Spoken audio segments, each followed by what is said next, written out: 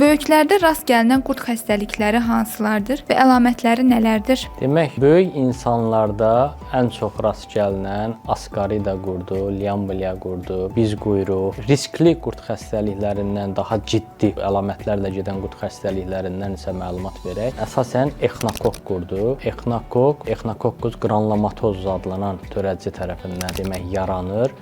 Əsas səbəb mənşəyi bilinməyən küçə itləri ilə təmas zamanı baş verə bilir. Demək, bu törədicilərlə çirklənmiş sudan, göyərtidən, meyvədən yoluxma baş verir. Bu baxımından meyvə və tərəvəzin yaxşı yuyulması məsləhətdir. Mənşəyi bilinməyən bu küçə it və pişikləri ilə təmas olmaqdan çəkinmək məsləhətdir. Əlamətlərinə gəlincə qurd xəstəliklərinin əlamətlərindən əsasən qarında sancılar, ürək bulanma, bağırsaq pozulması, iştahasızlıq, dəridə qaşınma hissi bu kimi şikayətlərlə özünü göstərə bilər. Dəqiq müayinə üsuluna gəlincə isə yeganə dəqiq müayinə nəzis analiz əsasında aparılır və əsas vacib məqam sanitar gigiyenik qaydalara əməl olunmasıdır.